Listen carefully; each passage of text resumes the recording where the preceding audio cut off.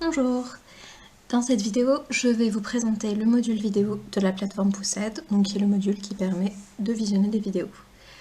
Je vais d'abord vous faire un rapide tutoriel technique pour vous montrer comment insérer une vidéo sur la plateforme. Et ensuite, je vous présenterai quelques recommandations pédagogiques pour aider les élèves à mieux mémoriser le contenu des vidéos. Alors, pour utiliser le module vidéo, déjà je dois avoir uploadé la vidéo qui m'intéresse dans la bibliothèque de médias.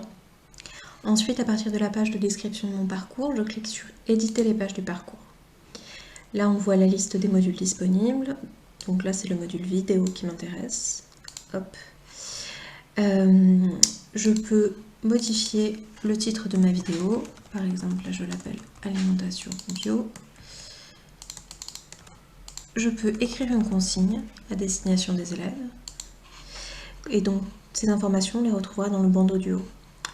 Ensuite, donc, je choisis ma vidéo, par exemple celle-ci, hop, et je la vois apparaître. Et là, mon module est terminé. Maintenant, si je veux visualiser mon parcours, donc à partir de la page de description, je clique sur visualiser le parcours. Et là, on peut voir ce que ça donne en vrai. Donc, le titre, la consigne et la vidéo que les élèves... Les rares fois où j'ai vraiment mangé. Alors, au niveau des recommandations pédagogiques, alors ce qui est intéressant avec les vidéos, c'est d'encourager les élèves à adopter un visionnage actif des vidéos. Par visionnage actif, on entend le fait d'utiliser des fonctions interactives, comme par exemple la pause ou le retour arrière, pour revenir sur certaines informations, revisionner ce qu'on n'a pas compris dans la vidéo par exemple, etc. Alors pourquoi est-ce important d'interagir de manière active avec les vidéos ? Eh bien parce que ça encourage une meilleure mémorisation de ce qu'on entend dans les vidéos. Au sein des études qui ont été menées au projet d'IMED, on a pu constater précisément ça. Les élèves qui avaient un visionnage actif retenaient plus d'arguments qui étaient présentés dans les vidéos que les élèves qui regardaient juste passivement la vidéo sans faire pause, retour arrière, etc. Alors qu'est-ce qui peut expliquer ça ? Ce qui peut expliquer ça, c'est le fait que dans une vidéo, on a ce qu'on appelle de l'information transitoire, c'est-à-dire dont on ne contrôle pas le rythme. Quand je lis un livre, je peux lire à la vitesse qui me convient, je peux facilement relire une phrase si je ne l'ai pas bien comprise, etc. Dans une vidéo, c'est plus compliqué, puisque par exemple quand quelqu'un parle, il parle à une vitesse qui lui est propre et je ne contrôle pas cette vitesse. En utilisant les fonctions interactives comme la pause et le retour arrière, ça me permet d'exercer un certain contrôle sur le rythme des informations. Je n'ai pas compris quelque chose, je peux le revoir, le réécouter. Et ça me permet de mieux me souvenir des informations qu'on me donne. Donc voilà, le visionnage actif des vidéos, c'est très bien. Mais on a pu constater dans les études qui ont été menées que les élèves le font peu.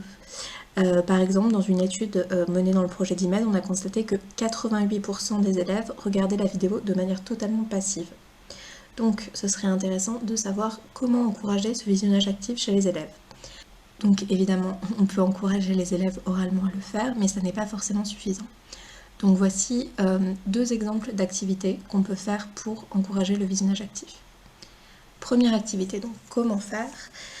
On peut demander aux élèves de générer un plan de la vidéo, c'est-à-dire de diviser la vidéo en plusieurs parties selon les thématiques, selon les différents arguments donnés.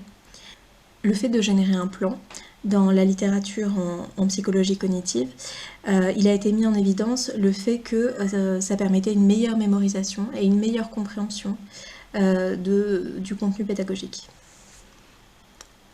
Une deuxième activité possible, c'est de proposer aux élèves de compléter un squelette graphique, donc comme par exemple l'exemple que vous voyez en dessous.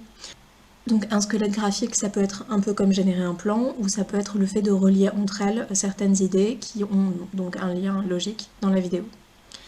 Donc compléter un squelette graphique, ça aide aussi à mémoriser et à comprendre ce qu'on voit, et ça permet aussi de travailler sur la sélection et l'organisation de l'information pour les élèves. Globalement, si on peut, la littérature montre qu'il est plus intéressant de passer par le format graphique que par le format textuel, le plan simple. Donc si c'est possible, un squelette graphique est tout à fait intéressant pour les élèves.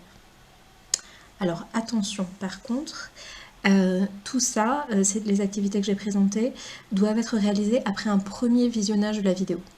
parce que déjà regarder une vidéo c'est coûteux en termes de ressources cognitives, ça va mobiliser mon attention, je vais devoir avoir éventuellement beaucoup d'informations à l'esprit. Si en plus je dois générer un plan de la vidéo ou compléter un squelette graphique, ça fait trop d'informations à traiter en même temps.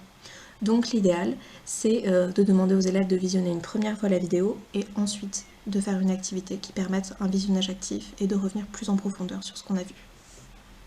Pour aller plus loin, voici une bibliographie qui présente les articles et les documents sur lesquels je me suis basée pour émettre ces recommandations pédagogiques. Merci pour votre attention.